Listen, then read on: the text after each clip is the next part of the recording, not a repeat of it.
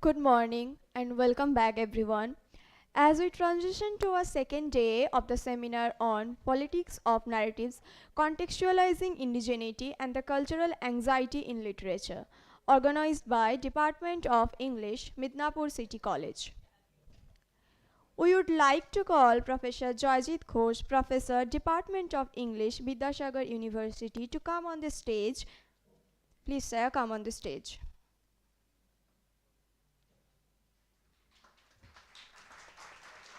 Our student will felicitate him with a token of appreciation.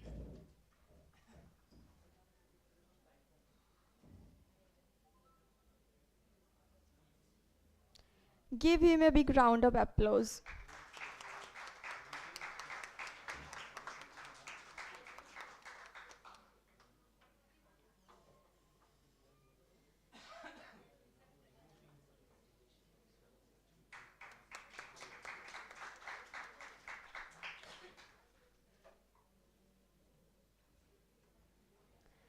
And now I am requesting Professor Indranil Acharya to come on stage.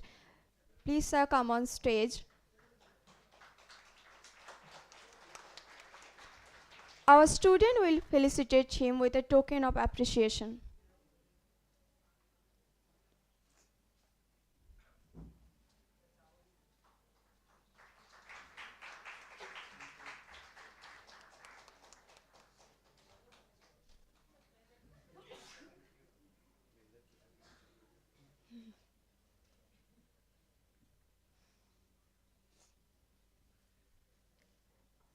Now, I would like to call Dr. Shormila Roy, Assistant Professor of Department of English, Midnapur City College, and also the Joint Organizing Secretary of this two-day international seminar, to deliver the welcome speech for our guest.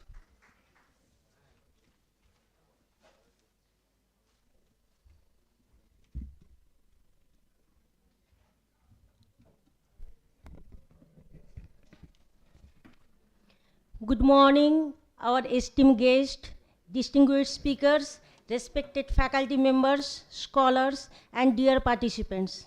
On behalf of Midnapur City College, Department of Humanities English, it is my immense pleasure to welcome you all to the second day of this enriching today's international seminar on politics of narrative, contextualizing indigeneity and cultural anxiety in literature, organized by the Department of English, Midnapur City College. Yesterday, we embarked on a thought-provoking journey exploring the intricate relationships between literature, identity, and socio-political discourse. Today, we have another exciting lineup of sessions that promise to delve deeper into the themes including cultural revitalization, political activism, and the intersection of culture and environment. I hope today's discussions on indigenous literary traditions, identity crisis, cultural assertion, and resistance will further enrich our understanding of the role literature plays in reflecting and challenging socio-cultural realities.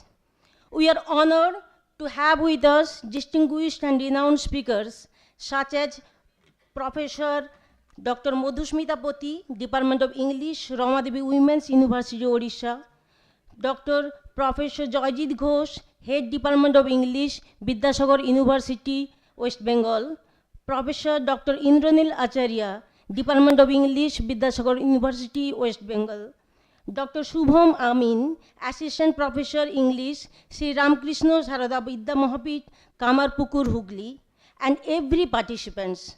We appreciate your presence and participations. Let us make the most of this opportunity to exchange knowledge, challenge ideas, and build meaningful academic connection and foster a deeper understanding of these topics. Thank you for being here, and let's have a fruitful and enlightening days. Thank you.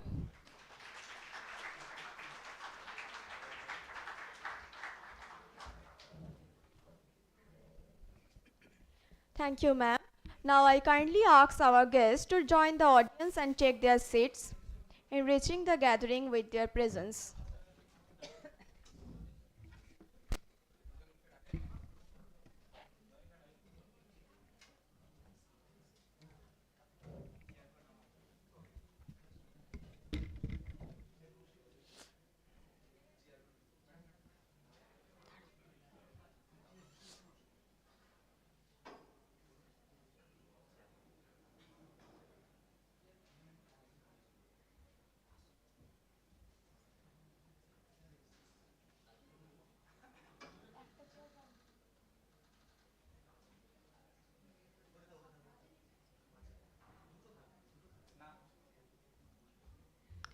Now, we will proceed to our fifth lecture session. This session will be chaired by Professor Mudhushmita Poti, Professor, Department of English, Ramadevi Women's University, Orissa, India. She will be chairing Professor Indranil Acharya, Professor, Department of English, Vidyasagar University, West Bengal. Please, sir, come on the stage.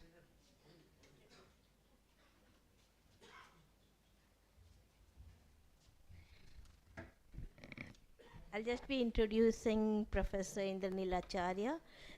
Professor Indranil Acharya is a very like renowned figure, and is very popular amongst you all because his university is very close, but he needs an introduction. That is for part of the formality. Indranil Acharya is professor and former head of the Department of English, Vidyasagar University. He is also the editor of Janajati Darpan, the only international multilingual publication series from Bengal and indigenous studies. He has presented papers in international conferences hosted by Lancaster University, UK, and Bridgewater College, Virginia University, USA. He has delivered more than 75 national and international invited lectures in offline and online mode. He has been engaged in translation collaboration projects with Centil, Department of Comparative Literature, Jadavpur University, Linguistic Research Unit, Indian Statistical Institute, Kolkata, North Bengal University, Kalyani University, Alia University, and CIL Mysore. He has supervised 11 awarded PhD scholars. He has served as a member, coordinator, and chairperson of the peer team for the National Assessment and Accreditation Council, Government of India. In 2023, Professor Acharya was nominated as a member of the jury for the selection of Sahitya Akademi Yuva Award, and then recently he was awarded the Fulbright Nehru Academic and Professional Excellence Fellowship in the year for the 2024-25 cycle. His host institution is University of Wisconsin-Madison, USA, and he has been affiliated to the Center of South Asia of the university. Welcome, Professor Acharya, and we look forward to hearing from you.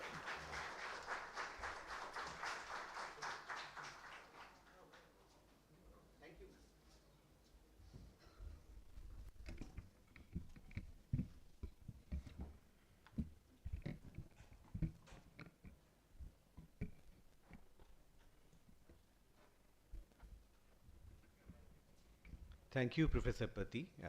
It has been my pleasure meeting you here at Midnapur City College. This is our first offline meeting.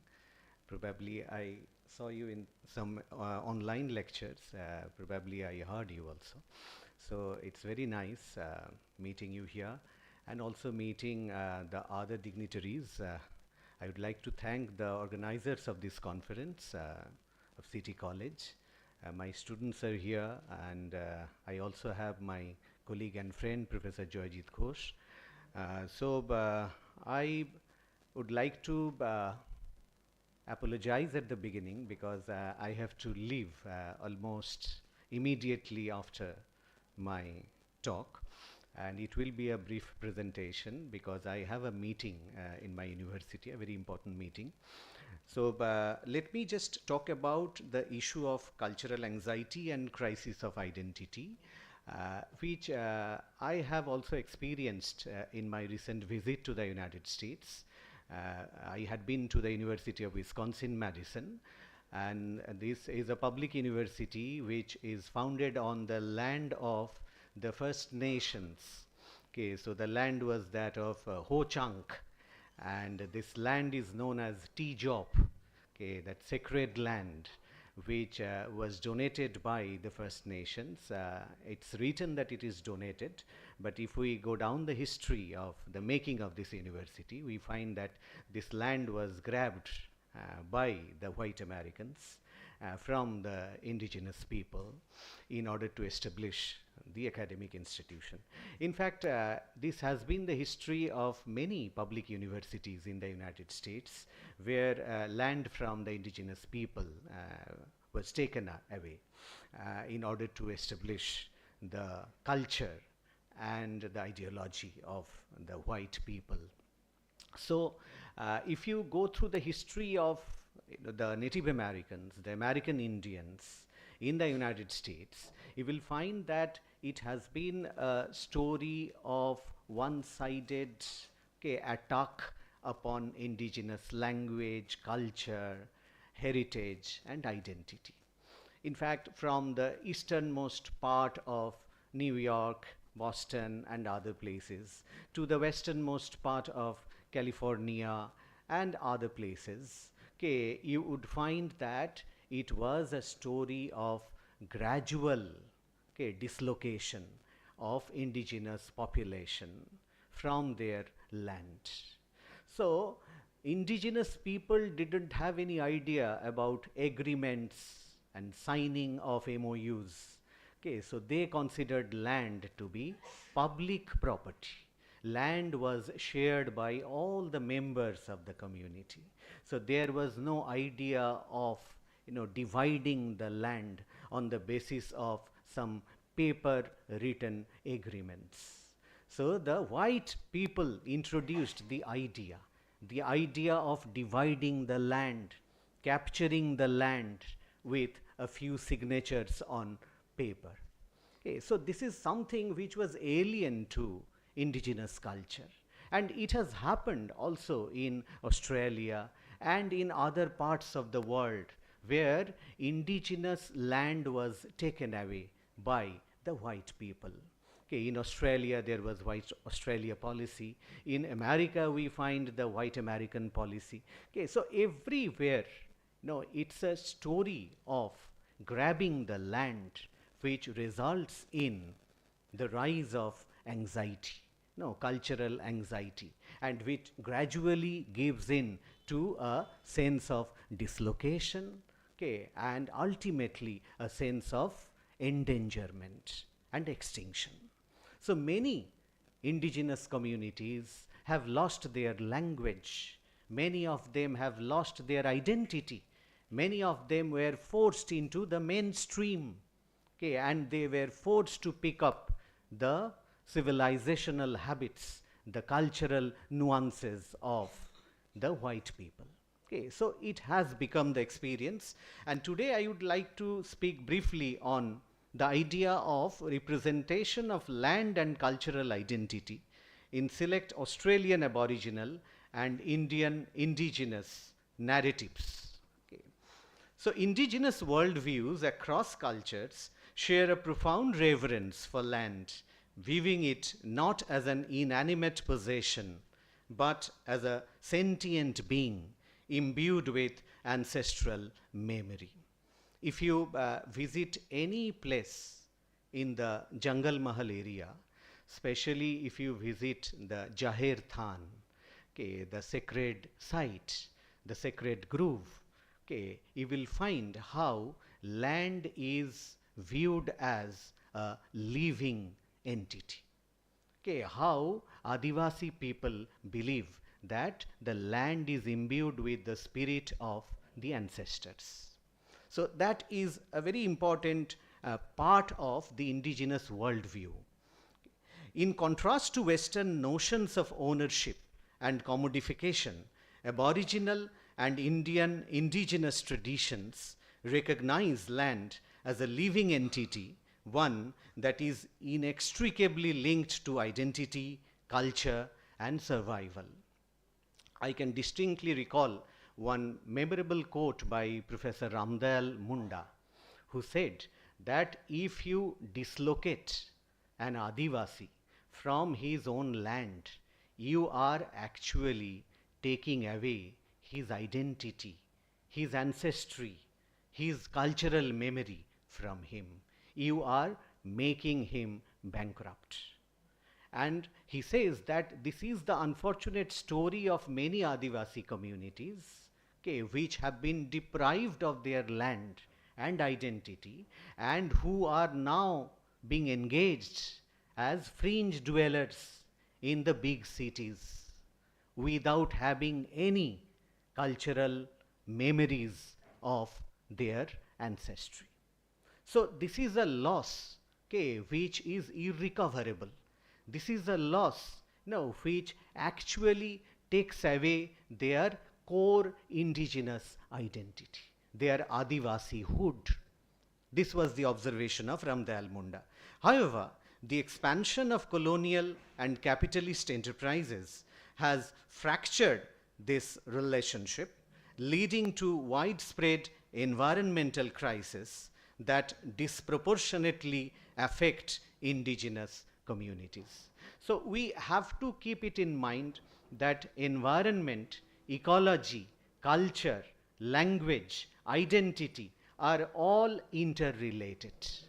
Because if we look at the vocabulary of any indigenous community, we can easily find that most of the words are taken from their close communion with nature, their close communion with the environment, with the ecology.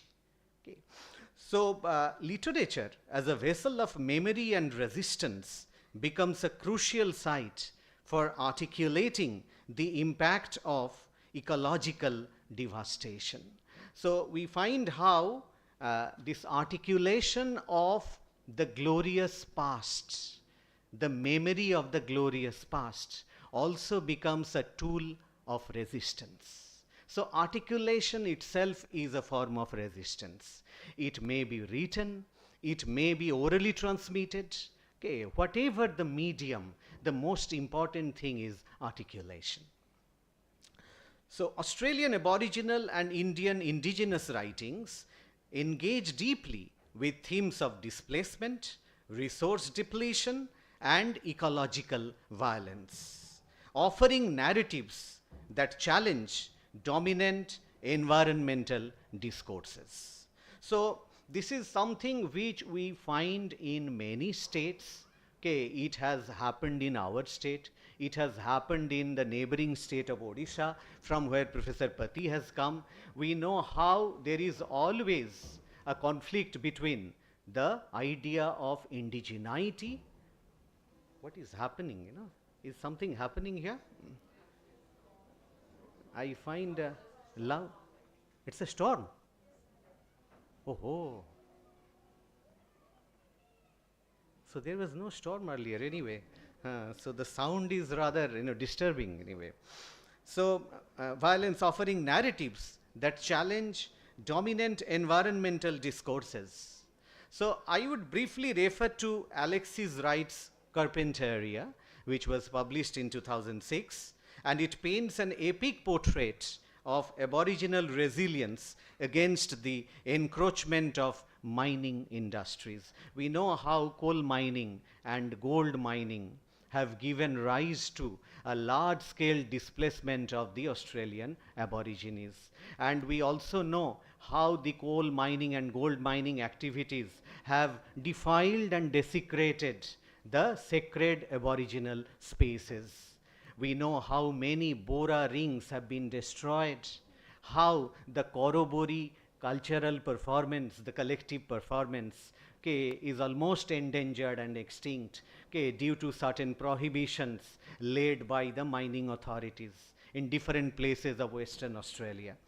So this is a part of an experience. I have also taken Bruce Pascoe's Dark Emu, which is a non-fiction work published in 2014 that dismantles colonial myths to reveal indigenous Australia's sophisticated agricultural heritage. Bruce Pascoe argues that in the pre-colonial period, the indigenous agricultural method was quite sophisticated. And they knew certain technologies, very indigenous technologies, which were environment friendly and which were always resource efficient, energy efficient, and which actually displayed the concept of sustainability that we find in the work of Bruce Pascoe. Similarly, I have taken from the Indian side Mahashweta Devi's The Book of the Hunter, which was published in its translated version in 2002, and it explores the destruction of tribal lifeways in Indian forests And I have also referred briefly to Nirmal Varma's Days of Longing, which was published in 2013 and evokes the quiet erosion of nature and memory in a rapidly changing world. And I have not directly mentioned to some of the oral literary examples of many indigenous communities of eastern India, which we have recorded, documented in our anthologies. The first one was Paschim Bangher Bhasha, published in 2017, and the second one is the Languages of West Bengal, published in 2019. Okay, there we have shown how there are many indigenous folk songs and folk narratives which actually record the gradual erosion of certain indigenous practices, okay, gradual erosion of the cultural practices. Say, for example, the Kol Ho community, okay, for example, the Sherpa community, the Lepcha community. Okay, if you read the magazines brought out by the Lepcha community, Achule, okay, you will find how they talk about the environmental degradation, how they talk about the black clouds gathering on the horizon, okay, and which threaten, metaphorically to ruin the identity of the Lepchas. Okay, so these are some very important anxieties and concerns, which we find resonating in almost all the chapters we have included in that anthology, Paschim Bangher Bhasha, the Languages of West Bengal. It was part of the grand national series, People's Linguistic Survey of India, where we have found publications on all the major and minor languages of all the states and union territories of India. So by placing these texts in dialogue, I have attempted to examine how indigenous literatures function as counter-narratives to the colonial legacy of environmental exploitation. Using different theoretical formulations, I have attempted to argue that these works do more than document ecological loss. They offer alternative visions of sustainability rooted in indigenous knowledge systems. And now in the new education policy, you have already come across the idea of IKS, Indian Knowledge System. And you go to any IIT, you will find that there is a separate center dedicated to IKS, Indian Knowledge System. So Indian Knowledge System also includes IIKS, that is Indian Indigenous Knowledge System. Okay, and this Indian Indigenous Knowledge System is the core part of the Indian knowledge system. Okay, because if we look at the ancient heritage of the indigenous knowledge system, we would find that they were actually developing a very advanced form of civilization at a point of time when we didn't know or we were not even here. Okay, if you read that poem by Ujjeru Nanukal, Kathwakar, there is one poem, assimilation, no. And another poem is integration, yes. And there, if you look at that poem, you would find she says that you, the white people, you have invaded Australia, our land, only 200 years ago. But look at us. We have been here at least 40,000 years ago. So we were the first settlers. We were the first inhabitants. We were the original inhabitants of this Australia. This is not at all terra nullius. Terra nullius is a politics of marginalization. It's actually a politics of non-recognition, terra nullius. It was very much inhabited by the indigenous communities. And later, the white Australia policy wanted to make it terra australis, from terra nullius to terra australis, so that the white dominant discourse could prevail, and more importantly, under the garb of a nationalist discourse, the identity, the history, the culture, the memories of the indigenous population could be assimilated. So they were never integrated to the mainstream. They were always assimilated by the mainstream. Okay, so that is the difference here. In fact, in Alexis Wright's Carpentaria, the land is not a passive backdrop, but an active force that resists human intervention. The novel setting, a mythical, surreal landscape in the Gulf of Carpentaria, is imbued with spiritual energy where rivers, seas, and skies communicate with the characters. So we can find how there is an anthropomorphic representation of nature, and how we find that nature could be imbued with the characteristics of their ancestral spirits. Okay, that is important. So there are many dialogues here. The Aboriginal worldview embedded in the narrative rejects the Western binary of nature versus culture, instead portraying the environment as an extension of human existence. Similarly, in Bruce Pascoe's Dark Emu, we find that it challenges the colonial representations of Aboriginal Australians as mere hunter-gatherers. There is a tendency, even in the Indian subcontinent, there is always a tendency to dump particular indigenous communities, okay, which are not quote unquote developed in the sense of the mainstream. Okay, those communities are always described as hunter-gatherers. They are the primitive tribal group. They are the vulnerable tribal group. So you will find many such sobriquets to define and describe such so-called backward communities. Okay, so drawing from historical records, Pascoe reveals a history of indigenous agricultural ingenuity, demonstrating that Aboriginal societies engaged in complex land management systems that were in harmony with natural cycles. In doing so, he dismantles the terra nullius myth.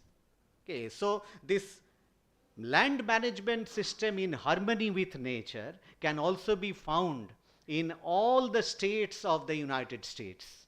If you read the history of the Indian Americans, if you read the history of the Native Americans or the American Indians, you will find how this is also resonated in the American context. We justified the colonial seizure of supposedly empty lands. So Dark Emu highlights how indigenous Australians cultivated sustainable agricultural practices long before European intervention, offering an ecological model that modern environmental movements could learn from. Okay, so I'm not going into the details of my paper anymore because I'm reminded of the paucity of time, and I think I should also give some time to the chair to comment upon this very contingent issue, and I would also love to interact with the audience if there is any question or any observation, because at my back I always hear time's winged chariot hurrying near. Okay, thank you.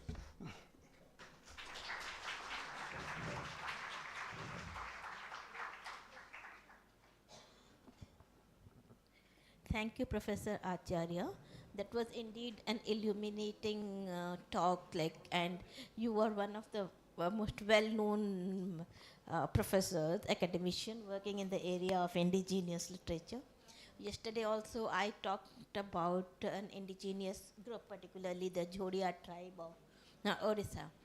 So there was a lot of clarity in your work, and what this just I want a little clarification at one point. This terra nullius, is it a myth or it has been designated as a myth?